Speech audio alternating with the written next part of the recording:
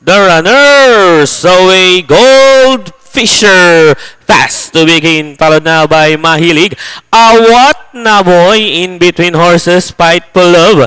Then comes number 6, Stark, moving up by the rail, Cannonball, and going along for the first turn.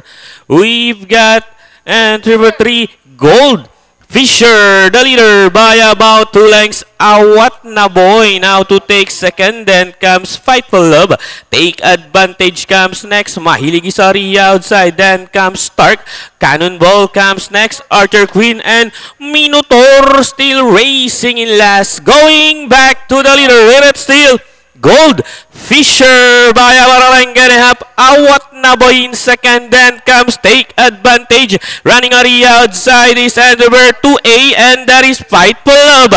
Inside the last 500, no change with the leader. Gold Fisher increasing its lead now to about 3 lengths, followed by Awat na boy, Take Advantage. Then here comes Cannonball together with Stark as they swing for home.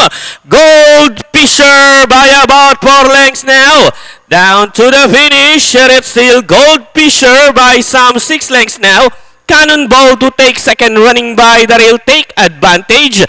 Last 100 meters, it's all Gold Fisher. And finally, Gold Fisher. Second, Cannonball, Take Advantage. Stark, Awat na boy, Minotaur, Archer Queen, then comes Mahilig, and 2A, Fightful Love. Our unofficial winner, entry number 3, Gold Fisher, skippered by A.R. Bumbum Villegas. Mas segundo, Cannonball. Number 2, Shete, Take Advantage, at 6, Stark. That's 3-2.